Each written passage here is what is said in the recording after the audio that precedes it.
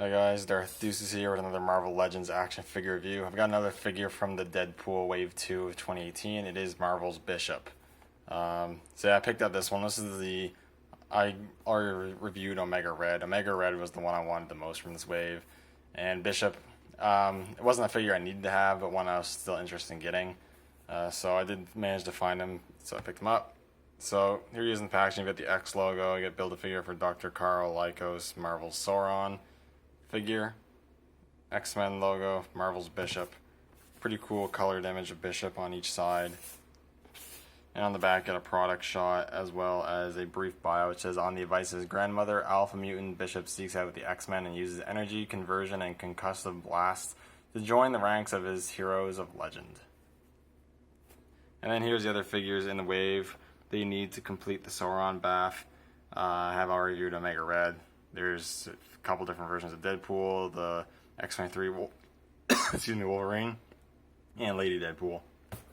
So that's pretty much it for the packaging. So I'm going to crack it open. We'll take a closer look at the figure. And here I have Bishop out of the packaging. He's pretty cool. I'm not super familiar with Bishop. I know his power set, kind of the general stuff about his backstory, but I don't know a whole lot about him. But I just think he looks cool.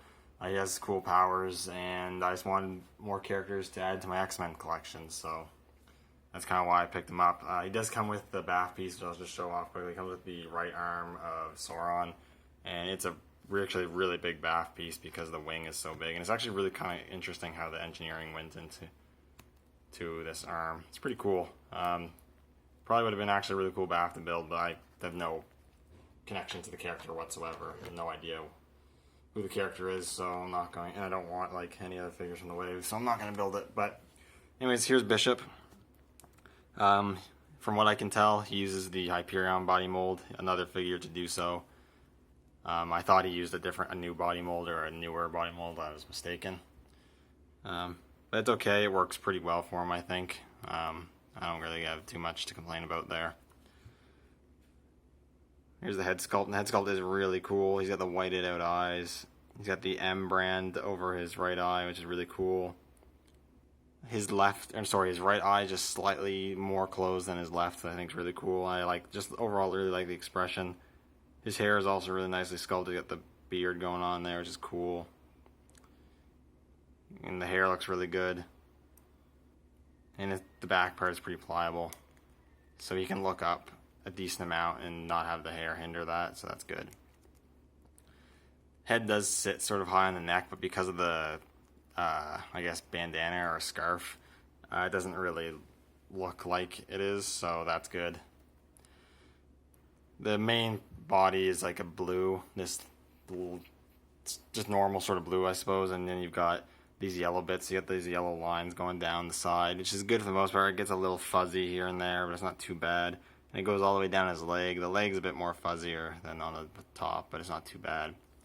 He's got this, I guess, harness or bandolier, just molded in yellow, but it's got some nice pouches sculpted on there, which is pretty cool. And it's got this giant holster for his gun, and I think I'm putting the gun in there right, but I'm honestly not sure. The holster's a bit unwieldy looking. I'm not sure if that's accurate to design or not. I'm assuming it is, but it's a little awkward. But it's not a huge deal. There's a really nice clean symbol there. The X logo with the other logo, the ESC. I can't remember. XSE, I think it's called. The Xavier Security Enforcers, so that's cool. I think. I'm not sure. He's got another emblem there. Like I said, I'm not the biggest. I don't know a whole lot about the character.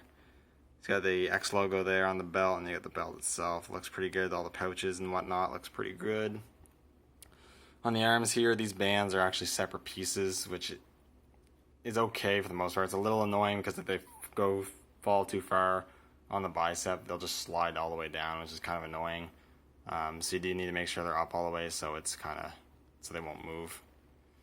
These wrist parts of the glove are also separate from the rest of the body. He does have two hands, which are not from the Hyperion body mold. He's got these trigger fingers, which move up and down like that, which I'm really happy about. And he has trigger fingers on both hands. And he's got some dark blue for the boots. And then that's pretty much it. But I think overall, there's a little bit of sketchy paintwork, but for the most part, it's nicely painted and nicely sculpted. And I think the Hyperion body mold works decently well for this figure. In terms of articulation, he's not too bad. He's got a ball joint in the head and a hinge at the neck, so you can look up decently despite the hair. Look down a lot. He has a bit of pivot, and he has rotation. Ball hinge at the shoulders move out a lot, and they rotate. The only problem is because of these bandoliers and because of these thicker bands on his arms, you cannot get his arms down straight down. It's not like terrible, but they're not going to get straight down. It's just you can't do it, which is a little unfortunate. Double hinges at the elbows, and then the hinges at the wrist, which I mentioned, that go up and down like that. Ab crunch, which is good. Clicks nicely. The paint goes all the way up, which is awesome. Swools at the waist move good. Ball hinges at the hips have really good spread, actually. And kick forward pretty well, and they're nice and tight, but not too tight. Swools at the thighs. Double hinges at the knees.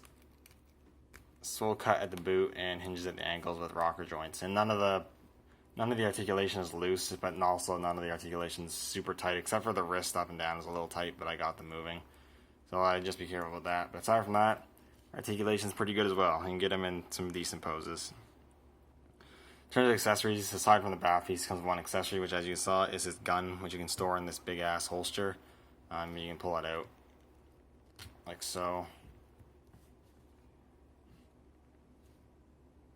And here it is. It's pretty cool. It's like a futuristic double-barreled shotgun. So I think that's pretty cool. It's just molded in this gunmetal-ish color. But it's pretty cool. I like it. And you can get Bishop here to hold it, of course. Because he has trigger finger, he can hold it really well. Get it into his fingers there, and then there you go. That Bishop holding his gun. I think it looks really cool.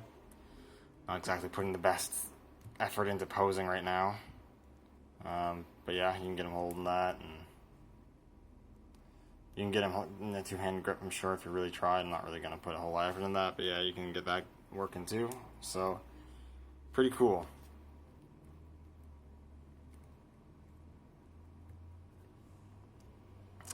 Now, finally, do some quick size comparisons.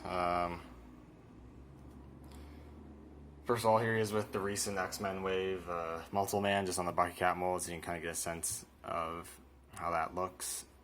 He's just a little bit taller, obviously bulkier, but I think that looks good. Here he is with another figure from the wave. It's the Omega Red figure. Omega Red is significantly bigger than Bishop here, but I think it looks good. And then here he is just next to a more BAF size, or current BAF size figure. Here's the first 10 years Hulk figure from the 2-pack, and Hulk is significantly taller. But I think the scale is good. So overall, it's a cool figure. I don't think it's a must-have for every collector, because if you're not super familiar with the character and you don't care much about having X-Men characters, it's an easy pass. But if you're a fan of the character, and definitely if you're collecting X-Men figures, I'd highly recommend picking this one up. It's a really cool one, and definitely helps to add variety to your X-Men display. Anyways, thank you guys so much for watching, and I will see you all in the next video.